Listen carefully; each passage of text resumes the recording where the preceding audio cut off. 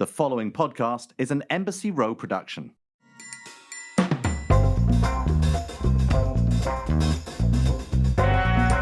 We have a podcast to do. In fact, we have the Shaken and Stirred podcast to do. The Shaken and Stirred show. Welcome back. I'm Nigel Barker in New York. My co-host Tom Astor has his mouth full of food, which is not shocking, not surprising. Normally it's a drink, but I think he actually needs to eat something today. Tommy boy, how are you? I know.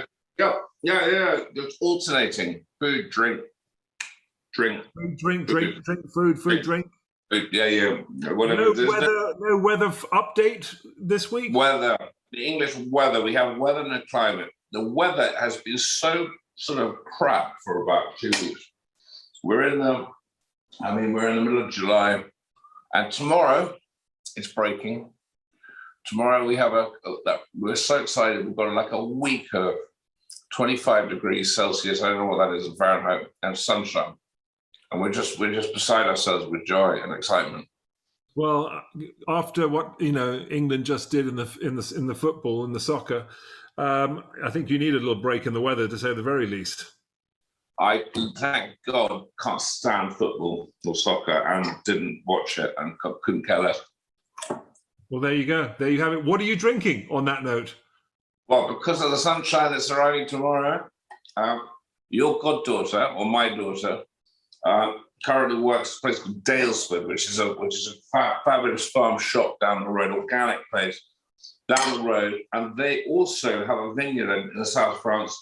And I rang her tonight. I said I was doing a podcast with you, and I said it's going to be sunny tomorrow, so let's get in the mood. So she came over after work and bought me a bottle of their rosé, their Liu, which I believe you're familiar with. Oh yeah, look at that. Organic, it's delicious organic. It's probably one of the best rosés you can buy. And she bought me a couple of bottles. And as you can tell from the sound of my voice, this is the second one. The other one's gone. Anyway, so I thought no cocktails tonight. And I thought spritz. So I could make it in a spritz. I put a bit of fizzy water in it, but why dilute it? It's so delicious. So that's what I'm drinking tonight. I'm just going with that because the sun is on its way. How about you? Look at that. Look at this. Cicci Organico. Cicci Organico. Come on. I mean, have you ever heard of a Cicci Organico, Tom? It looks like a pina colada. It sounds like a pina colada. It smells like a pina colada. It's from our friend, bartender H. Joseph Ehrman. Do you remember H? So H comes from Fresh Victor, makes all those, the mixes in a bottle and all the rest of it. He's also going to be a part of our Destination Drinks, which everyone out there, if you haven't checked out Destination Drinks, we've launched our first one on social media, and it's where we take people all around the world to have a cocktail that's a specialty from that place, made by some of the best bartenders in the business. And we currently have one out there from, in fact, my goddaughter, Tom's daughter's boyfriend. And he made a rather delicious aviation, I think he called it. Bit awkward that one. No, bit awkward. X. You see, it's the problem with the young people these days. It's a boyfriend one day, an ex the next. Well, no, I think just that X. I think she's something. No, that would imply that there's some promiscuity going on with your goddaughter, which is not the case at all. Well, but glad to hear it, Tom. Listen, back onto my cocktail before I don't want to go down any rabbit hole with my goddaughter, for goodness sake.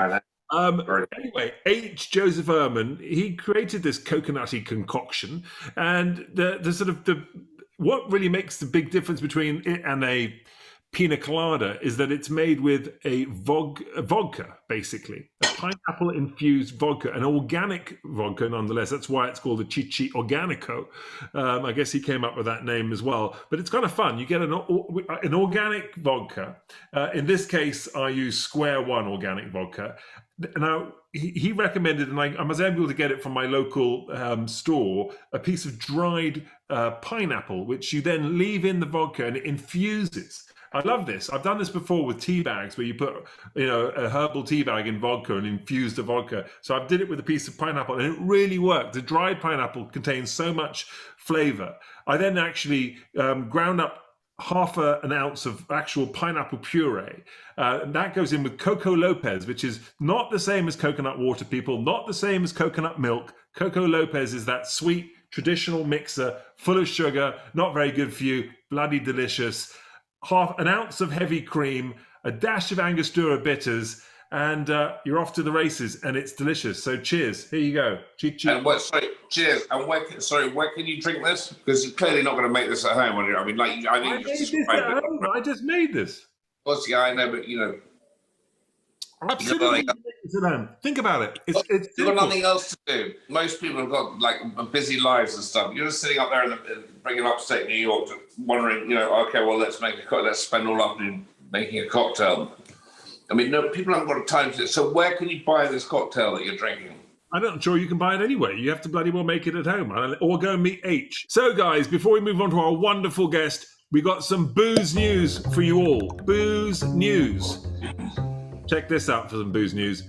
Drunk buffaloes lead Indian authorities to illegal liquor stash. Dun, dun, dun. Can you imagine it? A herd of completely drunk buffalo in India. How do you know that a buffalo is drunk is the question.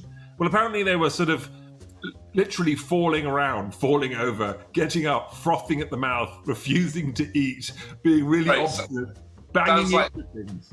Sounds like Newcastle upon Tyne, which is a place in the northeast of England, on a Saturday night. On a Saturday night, but except without the buffalo. Yeah, well, I know.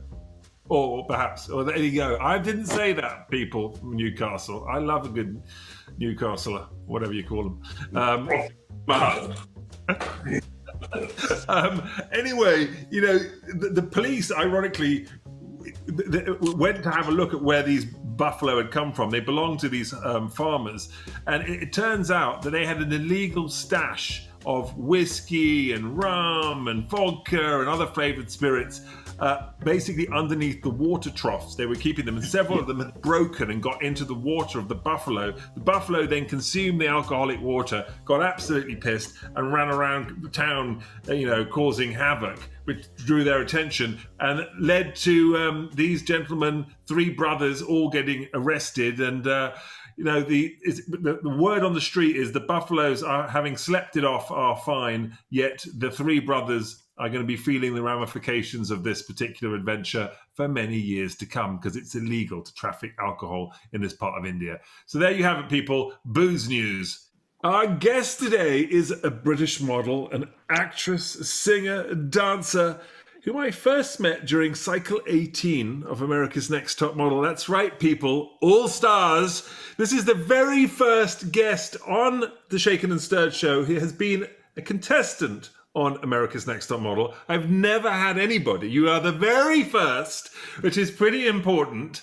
And by the way, Cycle 18 was also my last cycle. So this particular guest is also responsible for the demise of my entire career, which might be the reason why she's the first person on, but she's on nonetheless.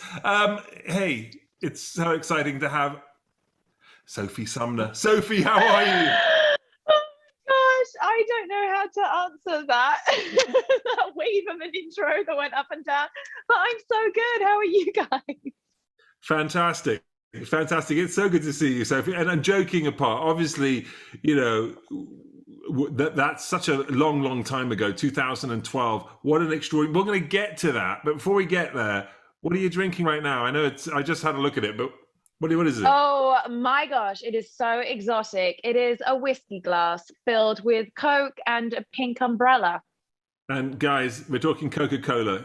I know she's a model. I know she comes from the fashion business, but it's not what you think, because we know this is a podcast and you can't necessarily see. It is just straight up Coca-Cola. It came out of a red can. I saw it. I got all fancy though with the umbrella. I thought that was a nice touch. Sophie found some umbrellas underneath her sofa. Don't ask any questions, but you know, she lives the fast life, clearly. Sophie, where are you right now? I'm in Manhattan. I'm in New York. Lovely. Is this your apartment? Where are you in? You have this sort of very colourful background with big leaves. It's pink, and there's a mannequin half body next to you. What is this? I do. So actually, funny you ask. I host for Amazon. I do live streams at Amazon, and I've got a few on this week, and I finally got around to building a studio in my apartment. So I'm actually super impressed that I managed to build this and put this together.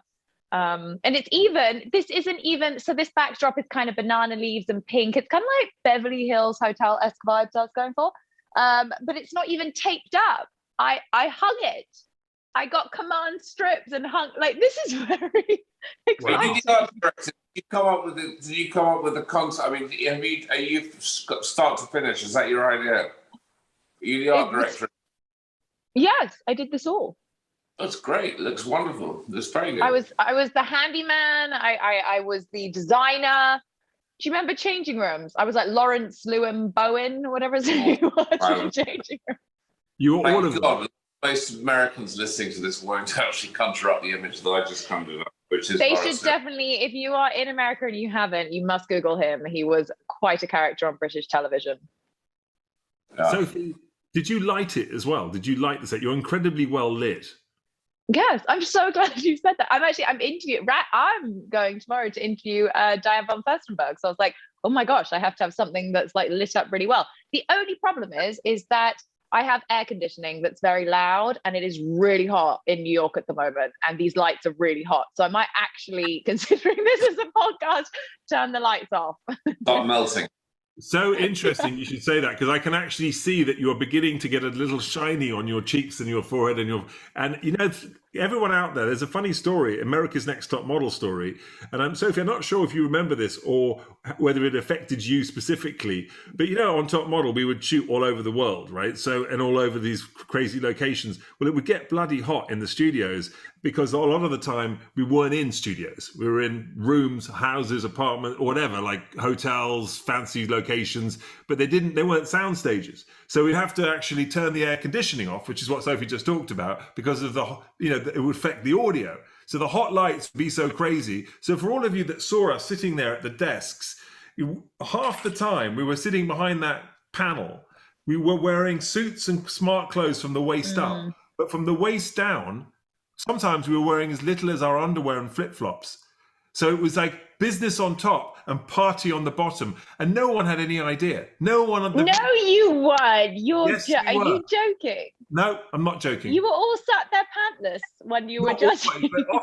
Oftentimes pantless. So now you have a completely different vision of the judges on America's Next Top Model sitting there, where down below, not always, but occasionally in certain destinations, it was known when it would happen where people were like, I we were just like, literally, it was like the fashion mullet. It was business on top and party on the bottom. Nigel, I would go into those judging things, and we would be absolutely terrified. We would, first of all, I'd love to know, because we would wait in the waiting room for like 4 hours before we got to judging, which I always wonder what the judges were doing in this time where the judging rooms were like quite elaborate and beautiful sets. And then the room we waited in was like, there's about 4 chairs, 13 girls.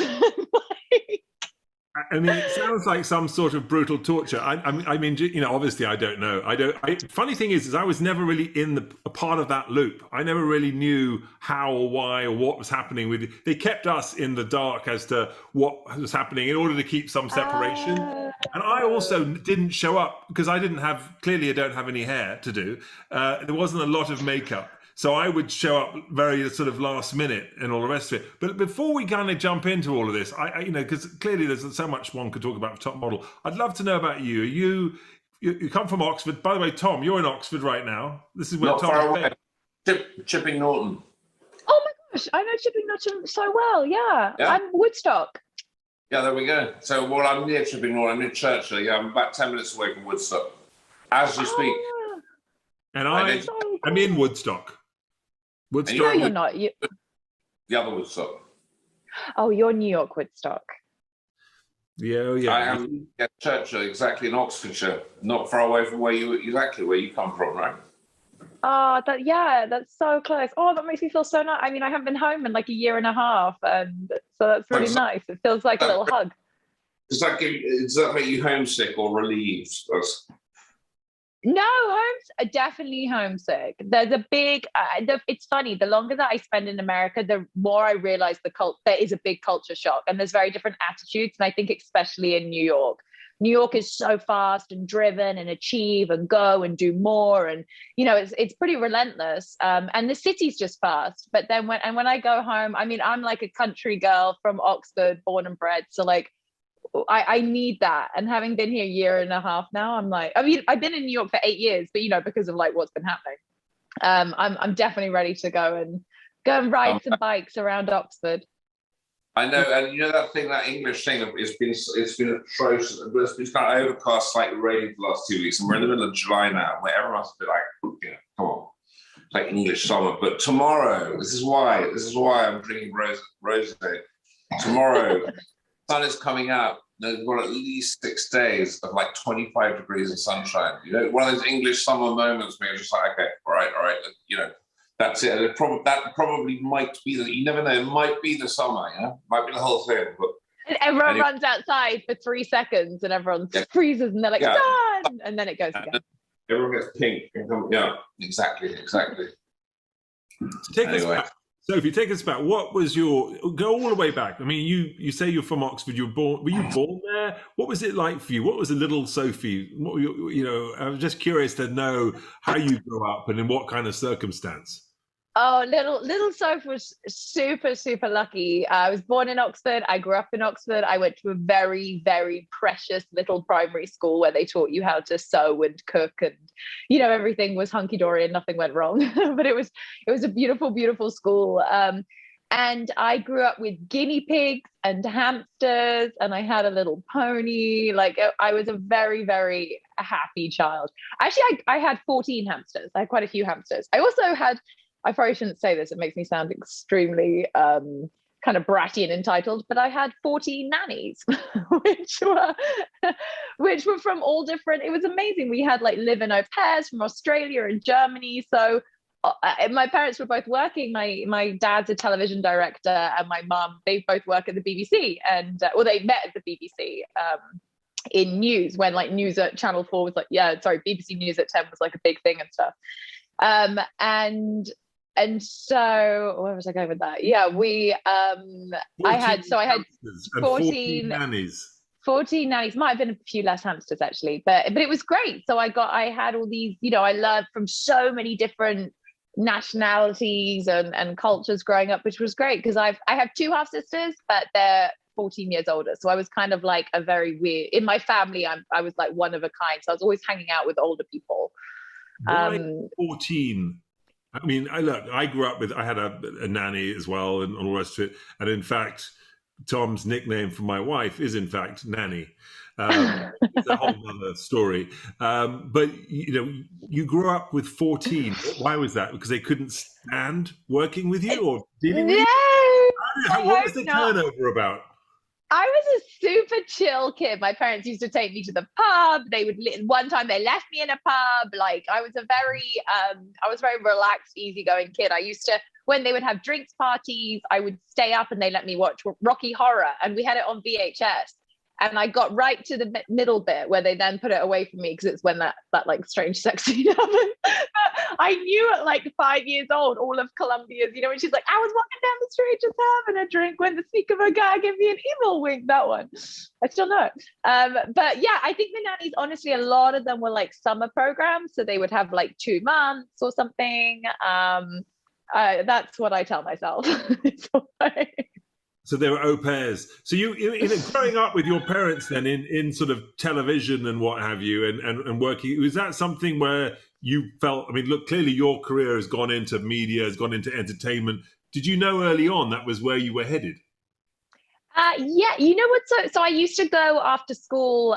Most days I had this like taxi guy, this proper kind of East End guy in Oxford. And he'd pick me up. His name was Keith, and he'd drive me to my mum. By then, had moved to the local news when we had, you know, like it was this Meridian. You guys know it. And I would go and sit. She was in graphics, so I would sit in the graphics room, and everyone was so nice to me. And the presenters would buy me sweets, and they used to let me read the auto cue. And so much of I think in America it's prompt. So much of my work now, I actually really love prompt, whereas some people kind of don't like it. But I loved the people. I've always just loved being around people and working with, you know, and everyone comes together and makes this. And I don't know, there was there was something so cool when they went live, and it was all very frantic, and I would do that every night after school. So definitely, I think I didn't. Yeah, I get. But in all honesty, I mean, you know, at school they kind of ask you at 15. They're like, "What do you want to do? You want to go to university?" And I was set to go to university before Britain's Next Top Model happened to study drama, but I had no idea. I had no idea what I wanted to do. I just knew that I had good friends and that I was rubbish at maths and I was rubbish at chemistry. But it's hard, right? It's I just like being around people. Now, hang on a minute. Definition. Sorry, were you at Headington School? Were you Headington? Yeah. Okay, so your definition of being rubbish at maths and rubbish at chemistry is most people's definition of being just a slightly below scholar level. Headington doesn't have pupils that can't do maths and chemistry, so I think you're being sort of not disingenuous, but slightly not giving yourself enough credit. I mean, Headington's it's a hard, but I mean, Headington, the school you went to is very got a reputation of being a very I mean, it's a hard, you know, it's an academic school, right? I mean, it's kind of, you don't go there because it's an easy place to sit around and like have fun and then drop out and whatever. I mean, it's a place you go to because, you know, you've got a brain and you're kind of gonna use it, right? I mean, that's the idea. That's so, you know what? That's so funny you said that. So when I first went to Headington, I did boarding school, which was an absolute blast. And I remember the house mistresses we were in an old Victorian house, and they called them rat runs that you had. So you were meant to go to bed at 8:45, and we were like 13, so that is quite early. And I forgot about this story. And the house mistress, and they'd all kind of have drinks downstairs, but you weren't allowed to go downstairs or anything like that. And in my first year, the girls in the year above you, obviously, it was like St. Trinians. You kind of like, you looked up to, and I was terrified of them. And one of the girls in the year above decided we were going to revolt against the house. And so we just destroyed this house. I mean, when I say destroyed, I mean, like, it really is something out St. Trinians. Like, we put like toothpaste on the thingies and hung our underwear out the window. And, but yeah, I did boarding at Headington for a year. And then actually there's a school called Charwell School, which is the local school in Oxford. So a school it's not a private school you don't pay for. And I went there at 16, and that was the most amazing change. I mean, the most amazing decision. But it was just before my GCSE, so I was 15. So I went from being at Headington, where you're right, everything was academic. And to be deadly honest, they weren't going to let you fail your coursework, right? The teachers didn't do your homework, but it was very, you know, the school wanted to keep up the good grades. And I went to the local school, and they didn't have any room for me in any of the sets. So I went straight into the bottom sets. And I guess you would say, so I'm like this little kind of privately school educated girl, and I was suddenly in with, the nicest way to put it is like slightly more rougher kids. And I befriended them all, and I was just just kind of got on with it, really. But like in that class, there was this kid that used to like throw chairs at the teachers, so I really had a full on like like what just happened. But it was great. I think it made me reasonably rounded, I hope. I was going to say that kind of thing can also, I mean, have a crazy effect on a child too, because no doubt your education and that time of your life is a majorly important part of your life. Did you had friends who were your previous school who didn't understand why you were moving, or were you okay with it? Were you emotionally okay with it? No, everyone was great. It was everyone was really good. But it is, yeah, it was a weird, tough time to move. I don't know. I'm like a universe girl, so forgive me, but there was definitely a reason for that. And in the end, the local school was incredible. And it you know, in the private school, I remember they had drama, you know, the theatre. They actually had a theatre at Headington, like beautiful big theatre. And I'd audition every year, and I never got anything, like not a walk-on, not an extra, nothing. And you know, when you're that age, like it makes you feel so rubbish and so small. And so it was always the same like girls that got the part. And I went to when I went to Charwell, the local school, it really built up my confidence. And there was an amazing acting teacher, and he used to go and take us to at Headington. I didn't realize that you didn't have to go to university, and I also thought it was just like Andrew Lloyd Webber you'd go and watch. And this acting teacher like really opened up to, there's something called Furza Bruta, which is out there still, a Punch Drunk, which are like amazing productions. And he really built my confidence. And in my final year, I got the lead part in the school play. So that school did, it was so great to go somewhere where they were like, no, you don't have to go to university. I was like, you don't have to go to university? I thought you had to go. It kind of really opened up the real world, I think, there. But it's funny. I mean, I'll forever be grateful to the teachers at that school. So, I mean, look, it's funny because both Tom and I, we went to school together. So we went to a boarding school called Bryanston. We've been friends since we were 14. So we very much kind of understand, in a way, this sort of traditionally English private boarding school environment to some extent, which a lot of people in the world don't obviously have any idea of. They only hear about it on, films, television, books, and what have you. And you mentioned it as sort of, just the way you talked about it, the sort of antics that you got up to when you were at private school. Are there any moments from school that were particularly just stuck out, like special kind of, I don't know, crazy things that happened at school that for you defined your childhood when you were at boarding school, specifically boarding school moments? You know what we did do? This was wild. If we're going on more of, this is less a defining, but more just a crazy story. That's Nigel. It's a lovely looking pina colada kind of milkshake thing that you've got. It's called the Chichi Organico. It's made with vodka. It's a vodka pina colada, basically. Oh, wonderful. Chichi, that's cool. When we were in the boarding house, and bearing in mind, when you're 13 or 14 and you're kind of boarding, and this was a very, I say religious school, I just strict school, I think, or, it was all, like I said, the early bedtimes and blah, blah, blah. And me and my friend decided that we were going to, I remember her name is Victoria Moi, and she was very big on MySpace at the time, and she went by the name Botox Bitch. Like 15, 14, however old we were. And so we ran around and we took our spray deodorant and we sprayed. I actually wasn't a naughty kid. I really wasn't. Sprayed the naughtiest thing I did, but sprayed the fire alarms. And the fire alarms went off and we all had to go outside and, line up and they do the thingy. And me and Vicky were like, hee! And the next day we had this old dining room with these kind of benches. And I remember it vividly. The girls were like whispering and it was kind of like a Chinese whispers and it got closer to us. And it turned out that when they had done the checklist, a girl was missing. And then it turned out that she was shagging somebody in the drama department, a drama teacher. A teacher, no less. A teacher. So that was the big gossip. And me and Vicky were like, probably did. Just we uncovered that one. So whoops-a-daisies, moving on. Whoops-a-daisy. Did she have to leave the school? Was she expelled for that? It was right before GCSE, so she was 16, which was a big thing, obviously. But she wasn't invited back for sixth form, and he also wasn't invited back. I tell you what we did do as well. This was really silly. We had Baby G watches. They were these kind of, I think they're still around, these I'd say cool watches which came in different colors, and then they lit up and had a running man. Do you remember these watches, Baby G? Yeah, I do actually. Yeah.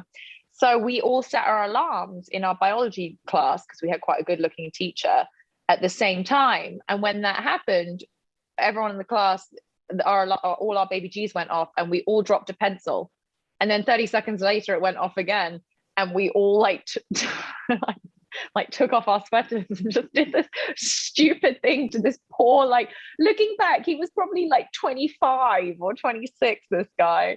But we thought you flashed him, or you? What? No, we had a school uniform which was like a V-neck with a dark blue V-neck with a light blue button up underneath, and we just took off the V-neck, so it was nothing. Crazy. I just retelling the story. I just realized how odd we were, possibly quite bored, really. Yeah, I mean school is full of those sort of crazy things that you do, the wildest and the weirdest of things, especially at the boarding school. I mean, I don't know. I think I probably have just literally hundreds of stories like that. What's that, Tom? I said, especially in the library, Nige. In the library. Yes. What did you do? What didn't I do in the library? I don't know. I mean, I wasn't there necessarily reading very much in the library. Oh, nice. Come on, nice. Come on, out with it.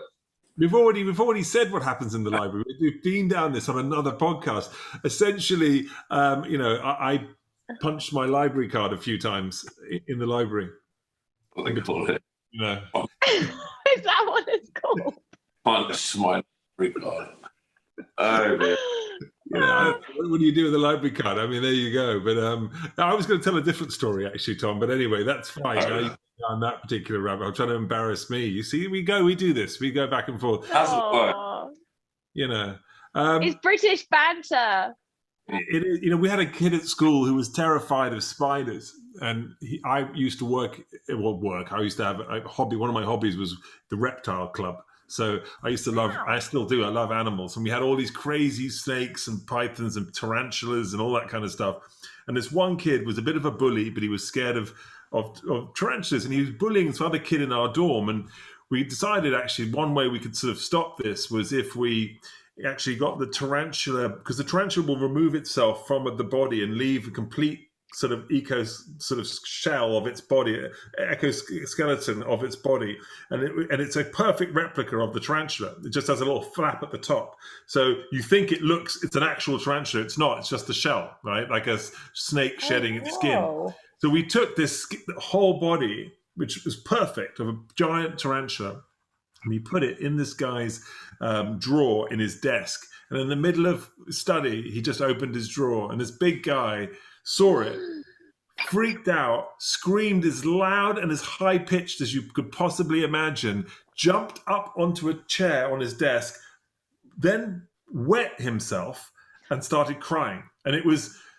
way more than any of us had expected was going to happen. We all felt terrible. And at the same time, it was like this guy was like, he could no longer be the bully in the room. And it was, several of us who had caused this to happen. So I've always felt really guilty about that particular moment, taking it way too far. But at the same time, that's terrible. I had no idea that was going to be the reaction. I was like, oh my God. Like, just sort of like, because we were not scared at all. We had no idea that his fear was of that level of fear. We just thought he would be like, you know what I mean? It would be a scare. We had no idea that it would be that, By the way, several of our guests know you and say nothing but great things about you. And it's funny, there are so many people who, we came across on America's Next Top Model, contestants and what have you, went on to do certain things. But you are someone, your name comes up more often than almost anybody else who ever was on the show, but who are directly connected to people who I love and who I know. So it's funny because, obviously you and I have seen each other, hung out once in a while over the past few years, not a lot, but just once in a while at a party or something. But a lot of people who I know. And it's a couple so of funny. Information. So what's your connection with James Marshall, the adventurer? Oh my gosh. What is my connection with James?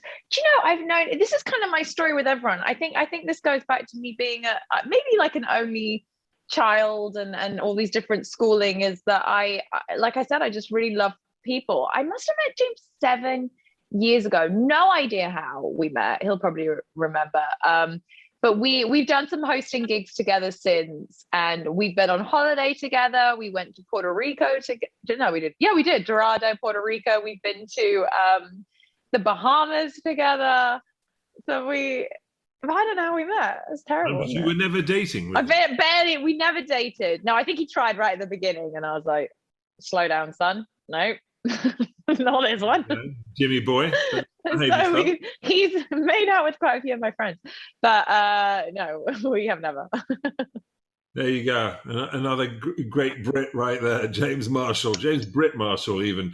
I'm sorry about that, but at least you guys are still friends, so that's all good. It's great. Yeah, I texted him earlier. He was like, "Oh, that's so exciting! You're going on Nigel." Above me talks like this. He's like, "Oh, so that's great, yeah." Yeah, he does. I don't know why he talks like that. Sometimes he talks. He doesn't always talk like that. That's the other funny thing with him. It's true. It's very true. I've heard him talk in different ways and different styles depending on who the audience is. Hey, James, we have to have a word about that. Look, all of those things happen to you. It's this sort of decision to go on a modeling show, like, because it totally sort of in a way affected the whole of your life, you know, and you know, you and I have similar stories, because I don't know if you know this, but my career, I started by being on a modeling show in 1989 called The Clothes Show. So do you remember? I had no idea. Yeah, so with Jeff Banks. Chemistry. Sorry. And I also studied chemistry. There you go. I was actually good at chemistry. Failed chemistry. I did not fail chemistry. What are you talking about? I got a B. I did. Jeff Banks, who did the miniskirt. Yes, Jeff Banks. Oh, I met him once. Wow. So he was the host of a show called The Clothes Show in the 80s. And it was, they happened to host a model search in 89. And it was on TV on, I forget what channel, it was ITV or something like that, whenever the show was on. And I didn't win, but I was in the top 3. But it got me, it started off my career in modeling, which changed I was meant to go to, do other stuff, go to medical school, whatever I wanted to do. That was what I wanted to do. That didn't happen.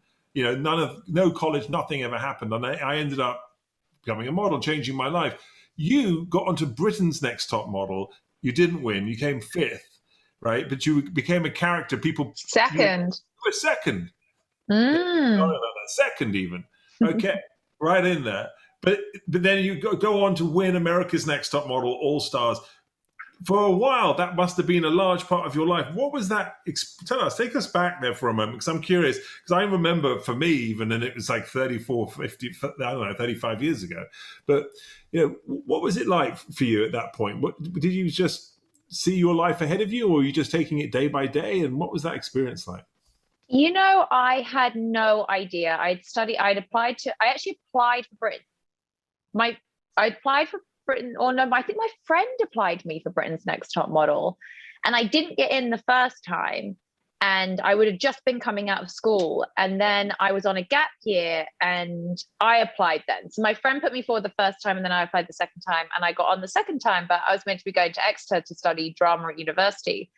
And I've been doing kind of modeling on off since I was 15, but nothing really big. Like, I was from Oxford. I was in a small town. I didn't want to have to get the train on my own to London. I didn't understand the fashion world. I didn't understand what was going on. It was very skinny back then. And I remember at 15, they were like, oh, you're kind of hippie. And, but it's funny. I just didn't get the world at all. But I would turn up and do the odd shoot and blah, blah, blah.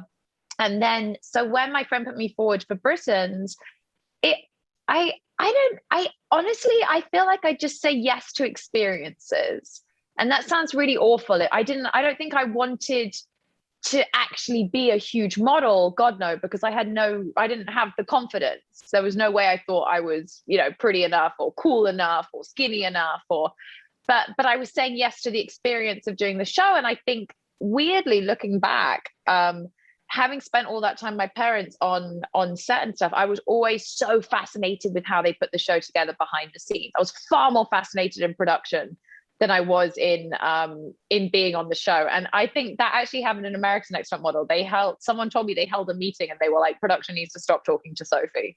Because I'd be like, so what, what's going on, blah, blah. And actually now, I just recently, some of the girls added me into a Facebook message group, but I've stayed in contact with like a lot of producers, and kind of behind the scenes. But anyway, so going back, but it was interesting because don't forget, Britain's Next Top Model, God, was about 10, 11 years ago, and reality TV wasn't accepted. The fashion world wasn't accepting it. Instagram wasn't a thing. So I have a friend who's an actress who was signed to Storm Models, and she put me in contact after I finished filming Britain's and became second with Storm, and they signed me. But people didn't really want to. People didn't want to touch reality. And then from Storm, I got contacted by America's Next Model. What was I going to say about from Storm, I got contacted by America's Next Top Model, and I was like, oh cool, they want me to judge this show, great, awesome. That's what I thought in my head was gonna happen. And then they offered to kind of, and I really thought about it. I was really unsure of whether to do it again. Oh, that's what I was going to say, because on Britain's Next Top Model, I'm a pretty easygoing person. I love life. I'm pretty happy. You know what I mean? I don't get like too stressed out about things. But I remembered the producers were like, "Oh, can you kind of do this?" And I trusted these people, and I was 18, and I was like, "Oh, you want me to say that? Sure." And there were spicy comments or whatever. And when I watch it back, like I was definitely like the kind of bitch in Britain's Next Top Model, like definitely more along the. So I learned that lesson. I thought, because when you do like the one-on-ones and stuff, they kind of catch you up for the day, and they'll be like, "Oh, so and so said this about you. What do you think?" And you would kind of say something. They're like, "I don't know if you thought that. Do you think this?" And I was like, "Yeah, I thought that." Like I would just kind of like played the game without even realizing I was playing a game in a way. But yeah, so and then went on to Americas, which was actually I was hesitant. I really was, but it was an amazing, really incredible 100 and 360 180 sorry from what Britain's was like. Completely different show. Was it better? Oh my gosh, the production value was huge. The sets we were turning up on, we did a shoot with Kylie and Kendall. You weren't allowed to talk to the crew at all in America's Next Top Model. In Britain, we would sit and have takeout with the crew. Before you go on to America's Next Top Model, they like keep you in a hotel room for a week and kind of like, I don't know, really kind of psych you out. I'm not quite sure. You're not allowed to leave this hotel room, but they would deliver you. Oh, this is a good story. So they would deliver you food and stuff into your hotel room. And I complained so much because I was like, guys, it'd be really nice just to have like one glass of wine a night, just one glass. And I actually managed to get my request right up to the powers that be. Like, oh God, Dana, I think, and that lot. And I was like, I really need this glass of wine a night. So I was the first girl in 18 seasons with, I think they kept 100 people each time. So that's 2,000 girls who every night got walked downstairs to the hotel bar, picked up my glass of wine and went back to bed. Wow, there you go. Shaking and stirring it from the early ages of, wow, America's 21. Funny. That is so funny.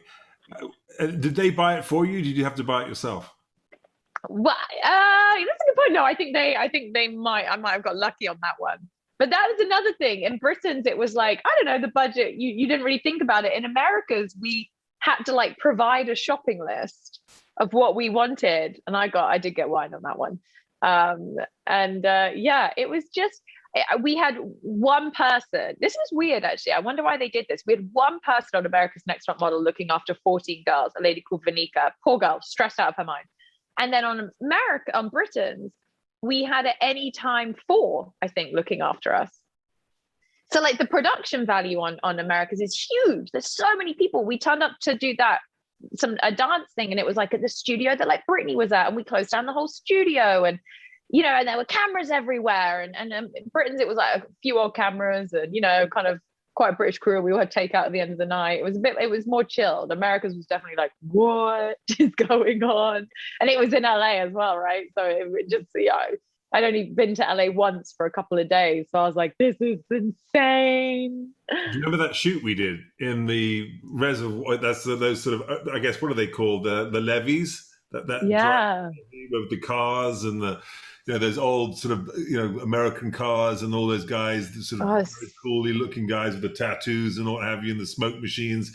That was a lot of fun. It was always completely off the hook. I remember that. It was just, It was crazy, but I wish that I wish I could kind of do it now. Well, I don't think I would ever go back and do it. But like, I wish now, with knowing, like, this sounds very corny, but like knowing me and knowing all that, like when you're 21, 20, 18, anywhere between that, I hadn't got a clue what was going on. I didn't, it was all very, very overwhelming and I wish I could have kind of enjoyed the photo shoots more. I think, okay, when they say like, if you've got good self-esteem and you feel good about yourself, Diane von Furstenberg, I was reading up on her quotes. It's like, you got to be your best friend. Like, you got to look after you.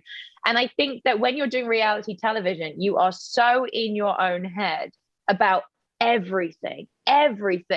Like you might have come on set and smile and not make eye contact with someone, and that girl's like, oh my God, I'm going home tonight. Like, we were on a psychotic level of in our mental state. It's interesting. So I think now it'd be kind of enjoyable, but I was just sorry, hang on.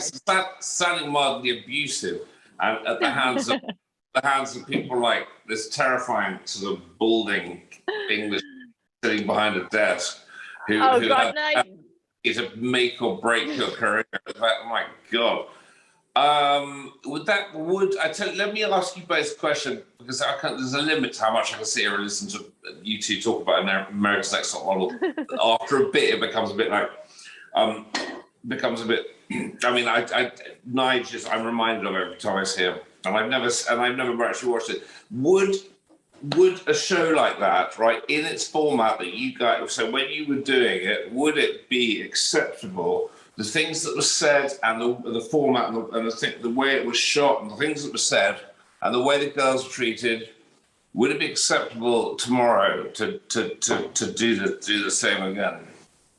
Probably not in the same way. No, I doubt it in the same way. I mean, look, the world is constantly changing and television is changing. And I think that to some extent, that there are things that in general, just in the worlds of reality television and the way contestants are, even those sorts of shows don't really play in the same way as they did then as they do today.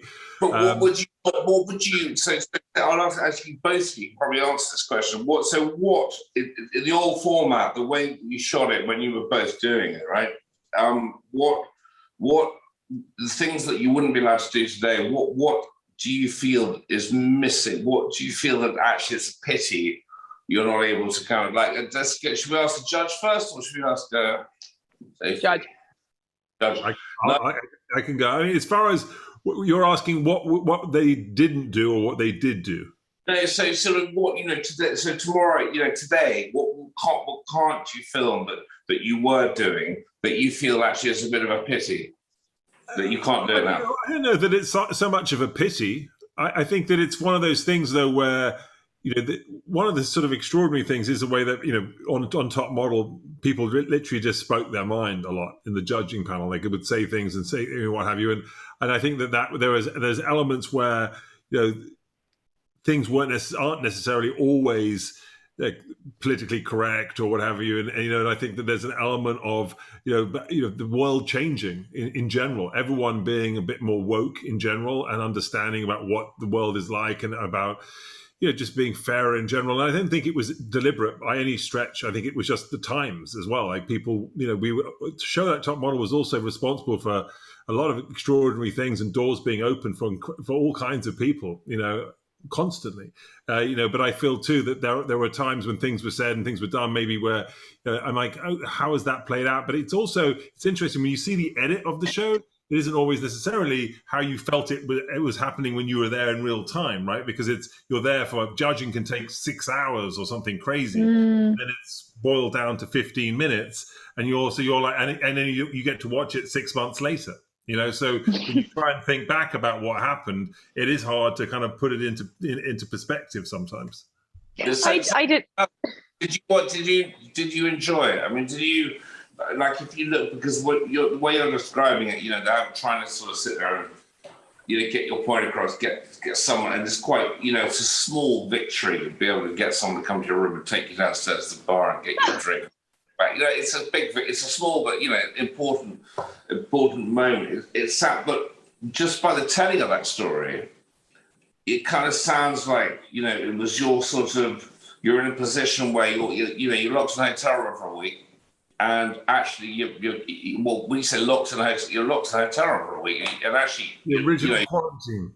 Well, you don't know. You don't know what's going on, and your one small little thing of like control about is getting one thing that you want, whereas the rest of it sounds a little bit kind of like. I mean, did you enjoy looking back? Does it give you happy feelings? I mean, or do you think crikey? I mean, actually, I'm not sure I enjoyed that very much. I mean, genuinely, did you enjoy it or not? Hand on heart, only have to be honest, I loved it. I loved it. I loved the scale of it. I loved where we traveled. who we met, the things we were doing. Like I was very lucky that I don't think we were terrified. Like if you're shooting with a judge or Nigel, you're terrified, like, you know, and then they psych you out a bit. And like, but I think also maybe because I did the first one and I was so in my head, I was a lot more free and just like, you're lucky to be here. It was a bit more living in that. So I loved it. And also oh, sorry, go on. No, I thought you were going to say, well, a judge like Nigel, and how can you not love it? But you were like, well, a judge like Nigel was terrifying, but everything else, I loved it. No. Well, they kind of make it so that no one seems human. Like, as in, you're so removed from everyone that, like, the judges aren't even human, and, you know, and it's all this kind of... And I remember we did this fucking awful shoot on the top of this bloody tower. And I... With me? Yes. And I hate heights. You know that I'm terrified of heights. No, I didn't know that. No, I've always been, my entire life, I have a complete fear of heights. I'm terrible with heights. Tom, is he lying? So I had to go up beforehand, and like, you have no idea how terrified I was to be outside on the highest tower in Macau, which is the highest bungee, was at the time the highest bungee jump in the world or something stupid. And I was up there outside on the tower in the worst weather, in a storm, no less. Tom, it was a storm. Crazy. It was, and I overheard production being like, oh, they were shutting this for the public because it's so unsafe. But like somebody gave I won't name the name, somebody on production was like, yes, we're fine, they can go out there. And I heard that and was like, what? Are you sure it wasn't just at the moment? There's a little bit of drizzle and Nigel's clutch. Oh, it was awful. It was horrific. I had like the cameras and everything was strapped to my hands in case I dropped them and they went falling down like all the way to the ground from the top of this crazy tower. You know, so, and you were like, and I was slipping. I was on the tower, and if I slipped, a bungee jump thing stuck to my back. So if I did fall, I would have been bungee jumping off. And I was just like sweating bullets, you know, thinking I've got to get this shoot done. And I just remember these poor girls thinking, and I had to be brave. I had to act like, oh no, I'm as cool as a cucumber. You were amazing. Is that why you didn't? Is that but you said you didn't enjoy it, so it was a mixture of the storm and also very, very unrelaxed, uptight. Do you know what?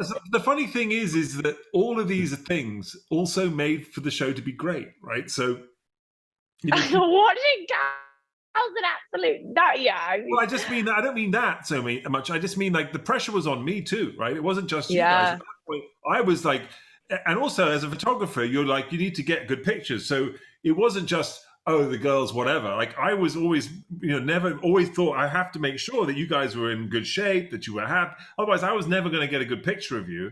And I'm thinking I need to make sure that I get it the best shot possible. So I was never trying to create something that was going to be really bad or awkward. So that's another thing that I was trying to calm down, thinking, okay, inside. But it also all that pressure leads to some sort of magic happening. Without the pressure, sometimes you don't. You're not going to push things to an extreme. You're not going to have that sort of boiling point moment where sort of magic can either happen or it can be all downhill, right? So, and I guess that's what oftentimes reality shows in general are teetering on. It's that moment of, is it an explosion or is it a dream? Is it a fantasy or is it like a disaster? You literally, I love the idea that you basically describe, it's like you're describing love making, but sort of applying it to television. I mean, I've never seen it. I've never heard anything like it. Anyway, sorry, Sophie, carry on. Sorry, what you got to say? Not listen to this. Not listen to like. This is too much. It's just like this. I'll move it on. But it was basically, I was shitting myself, and this one was actually very human and very kind, and gave me a hug. And I left that shoot, and I shook for 48 hours. I was so scared that I just like shook. But no, this is what I was going to say. So actually we went to Hong Kong, and that was my first time to Southeast Asia, and I just fell in love. I think that was part of the reason I loved doing the experience so much. I just thought Asia's the coolest. I was so lucky. Like afterwards I had a travel show out there. I've been back so many times, but I really have a thing for Asia. So the traveling wise as well, and some of these girls on the show didn't even have a bloody passport. So like, you know, it really does open up these amazing, amazing opportunities. But I think now, back to your kind of question, I reckon, I don't know if it would fly now. You know, I think, but I don't know. They're still trying it in Holland, aren't they? They still, franchise still exists, though, doesn't it? It does exist in certain parts of the world, but the show has the name, but it's different depending on where in the world it is. So, you know, and I've done numerous different types of America's Next Top Model in different parts of the world. You know, whatever, like Finland's Next Top Model, Britain's Next Top Model, Australia's Next Top Model, New Zealand's Next Top Model, Germany's Next Top Model, England's Next Top Model. You know, you just got, I mean, whatever. There were just so many different styles and types. I think it was 50 different countries have the franchise. So there was you know, you could do it almost anywhere. They even, you know, various countries in Africa had it. South Africa's Next Top Model and all the rest of it. So, and they all put their own spin on it, depending on what makes sense locally and what makes sense for them, and, you know, and all the rest of it. So it's not exactly the same. The general template is there. So, but I think it's less that. I think it's just also shows where you're judging people on sort of looks and things in general is changed. Like, even if you look at the Miss World pageants and the Miss Universe pageants, things are changing in how they do those things, because they're sort of not politically correct to do that right anymore, you know. So oh my god, I judged one of those pageants. Sorry, unless you're a fucking ice skater, in which case you're fucked. They're not doing that, right? I mean, come on, seriously, it's never there's judging people as or synchronized swimming or diving. Or hang on a minute, there are so many things that people judge people on. I love the idea that these are all going to be banned because it's sort of too woke, not, you know, well, obviously something like that, you're judging a skill set where someone jumps off, but when you judge the way they look, they're like, are you skinny and pretty? And then let me like tear that apart. It's not the same as diving in a certain order into the water. But hang on, crikey! I'm literally about to do something I never thought I'd do. I'm about to actually defend this whole concept of kind of more.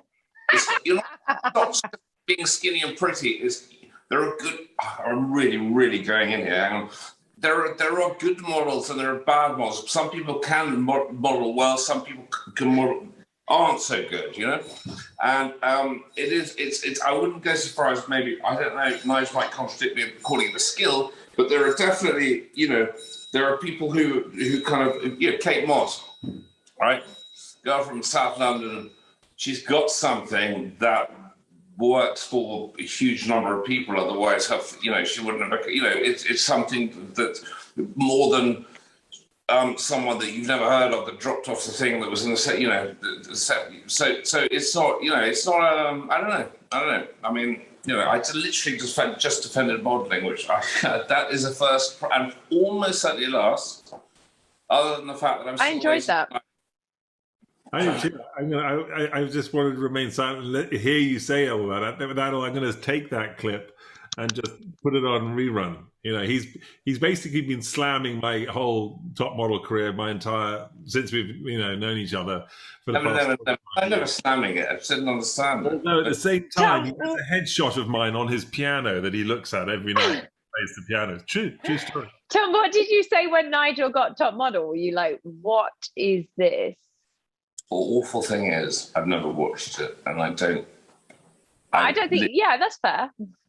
No, and so A and B, I probably, if I don't understand it, I'll try and ask him what it is. I've done this before with him about fashion. I've asked him questions about fashion, about photographers, and about models, and all the rest of it. And he's never been able to explain why fashion matters to me. Oh, interesting. Yeah, well, that's a different podcast. You're wearing a shirt that I gave you like a decade ago, and you wear it every episode, and you still wear it. You know why? It's got That's why it's hard to explain that fashion. It's got popper buttons. It's really easy. Buttons. It's very easy. It's like one of those baby clothes. Do you watch, Tom? Do you watch any? Have you got any guilty pleasure TV? I don't watch television. I don't know. I don't watch. What happened with my co-host, Sophie. I have someone who has no idea who anybody is. So when I had them on the show, he has no clue, and he literally is like, I love it. Ask any impertinent question. I watch television. I'm currently watching television. My broken, cracked iPad on a kind of stand in my kitchen and I'm looking at it, and this is about the nearest I get to what you would describe as television. Tom is a tough farmer from Oxford, and that's Not it. even. You know. That's my people. They're my people. Yeah. Okay. Come see us. I just deviated from the flock for a little bit, but they're still my flock. There you go. So look, Sophie, we've had you for almost an hour here. Oh my gosh. I know, time has flown by. I feel like we could go down a rabbit hole and just chat away. I'm going to need another cocktail in a minute. But you're onto a whole bunch of different things. I mean, we've talked about obviously your top model career and all the rest of it, but right now you're hosting, you're on Daily Front Row. Are you an editor at Daily Front Row? What is your role there? Yeah. So do some occasional articles. I do a lot of I'll do a lot of stuff at Instagram, like interviews and stuff, and lives. But you're a great interviewer, by the way. I love your style. I've been watching your interviews, and I did Coco. You did Coco. She's fantastic. You've done lots of people. I mean, all kinds of great people. And you've got Diane von Furstenberg lined up for this week or tomorrow, whatever Tim Gunn later this week as well. We got Making the Cut. Yeah, no, it's cool. You know what's funny is like after I kind of flitted around after Top Model. Like in all honesty, I've flitted around a lot and did a lot of partying, a lot of going out, a lot of just like so unclear of what I wanted to do. I think there was a big thing of like, I'm not good enough for the industry. And like New York modeling, Tom, is not like Oxford. It is very worlds apart from my flock in Oxford. And I just wasn't sure that I quite like fit there. So I've always kind of struggled. And it's so interesting. As I got older, things just became clearer. And I was like, okay, I'd really, I do love doing TV. Like, let's do more of this. These are lots of people that I've known for years, the Daily Front Row. That's my main thing, is sticking with the flock of people that I've kind of keep saying flock, sorry. It's like sticking with people that I know and love and want to work with. I don't, so like so I'm Amazon, Daily Front Row, and then during lockdown I managed to get my confidence up and I was like, you know what, I'm gonna give acting a go, which is I love sets, I love film sets, and in May this year I went up to Vermont and shot a horror film, which was really fun and really cool and like super indie, and everyone collaborated together and we all did this thing. We're working like 20-hour days. I might have to start watching. I might have to go and watch something. If you tell me what it's called, I'll try and find it. Wow, they're editing it right now, but when it comes out, Tom, you can come and watch it in New York. There you Excellent. go. Oh yeah. Yeah. I may murder people. Wow. So you weren't typecast at all. Yeah, exactly. I actually play an influencer. Like yoga. I don't do yoga, but I'm a yoga influencer. But yeah, it's cool because I think when I started modeling, it was like, you're a model, you're an actress, you're a this, you're a that, and bish bash bosh. There's this thing called Instagram, Tom. You know Instagram? Yeah.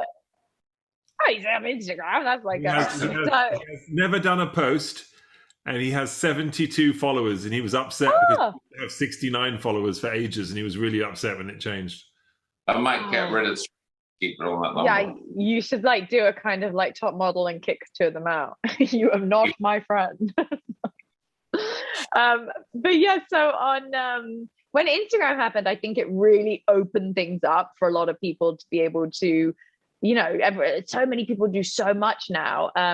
So I think if we're talking about it, and here we go, you kind of get my my life goals. But I'm slowly kind of going into the movies, and I'd love to be a like Mama Bear film producer. So I've got 3 films. I did acting in that one, but I've got a few things coming where I'm going to kind of start and be on production and learn things. And so yeah, so it's cool. It you know what? This sounds really weird, but I feel like when you do modeling, everything, you get your schedule the night before at 6 o'clock, and everything's very quick. And Instagram came along, and we have to do things quickly, and we must all this and I think especially during the pandemic, I was like, I was kind of making decisions very what can I do, the content, or what can I do for this, and not really figuring out what I wanted to do, if that makes sense. So yeah, I think I just kind of put the brake on a bit and slowed down. And so I'm doing this online course, doing these kind of indie films and not feeling like I have to go in at 100. Like it's like the baby working steps of life, the journey, instead of just like, oh, I need to be here now, and that's been super fun. Well, you're super fun. Oh my God, I sound so American. That was super fun, guys. You know what? You only have to be in New York for like 24 hours before it comes out. I know. Just upon landing. Normally when I go to the UK, everyone's like, God, you're so American. And I'm like, meanwhile, the whole time I'm here, everyone's like, you're so English. Yeah, so like, oh, do you know the Queen? I'm like, no. I actually have tea with her every day. Yeah, exactly.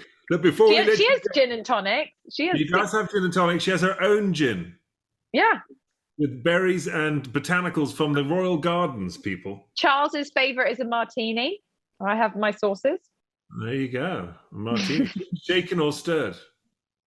I don't know that one. No. But good one. Look, before we let you go, we have something called Last Orders. It's a sort of rapid fire question kind of moment. Pretty simple, pretty easy stuff. Are you ready? Deep breath. I'm ready. There you go. You made a little powder on the nose, but I think you're fine. Easy one, first of all. Who's your favorite judge on America's Next Top Model?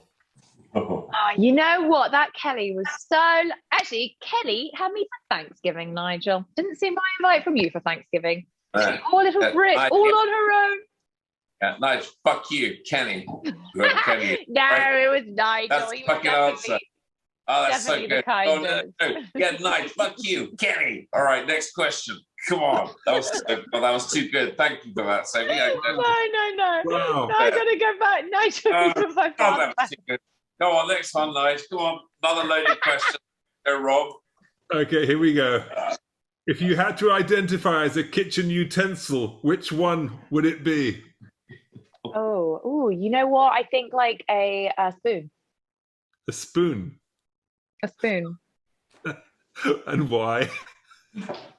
I don't know. I kind of feel I've got spoon vibes going on. I don't know. I'm kind of like spoons, like, a knife and a fork. They're quite intimidating. They're quite sharp. It's quite like, aggressive. A spoon is like you're cool, like cool chick who's like, oh, you want to put me in boiling hot water to like pop out your egg? Cool. I'll just crack open your egg for you, but no violence is necessary.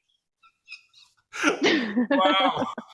You took it to a whole new level. I love that question. That's a new keeper. That's brilliant. All right. What floats your boat and what gets your goat? Spoons float my boat. No, I'm joking. Floating my boat. Oh no, life in general. Happy times, good times, being outside, friend times, pub times, all those kind of things. So they're definitely my floaties. Gets my goat. Takes a lot to stress me out, actually. I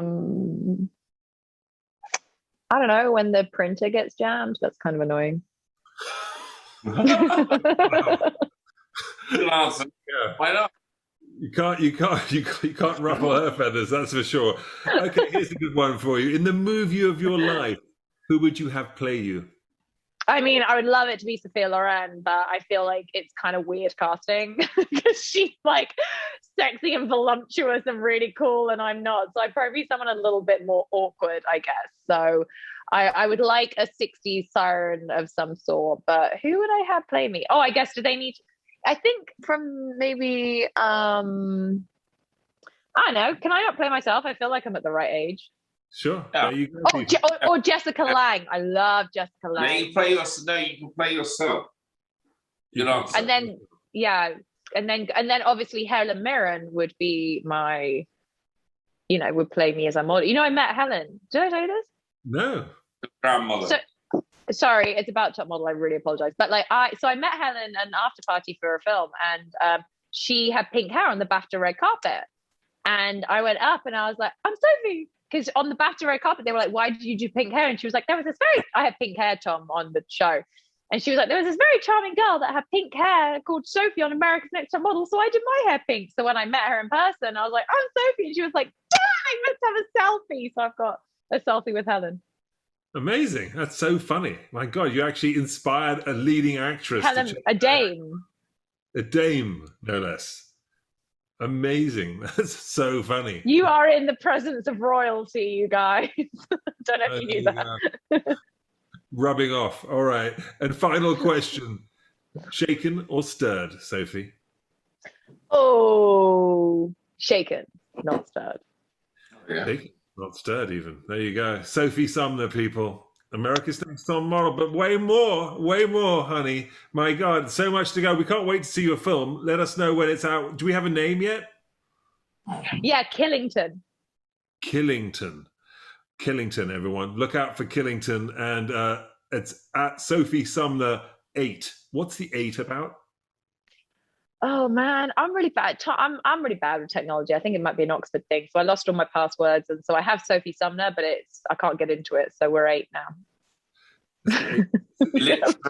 literally edit that and don't put that out, because otherwise everybody will have your password for everything.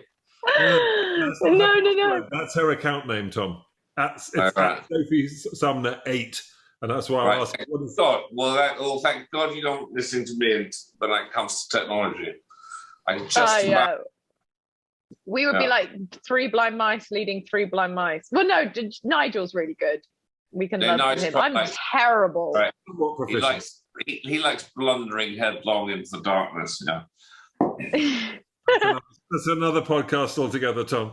I can't wait to listen to the After Hours podcast that you guys are going to have. This is going to be great. So once you've done the interview, then you do like 10 tequilas, then you do another podcast. And that's when it's really all shaken up, it's called. That's called Shaken and Slurred. That's a whole nother thing. Lots of love. Take care, my love. Bye. We'll soon. Thanks so much for coming on. Bye-bye. Very nice. Bye. Thank you very much for listening. That is Shaken and Stirred. We will be back next week with another podcast and another fantastic guest. And stay safe. See ya.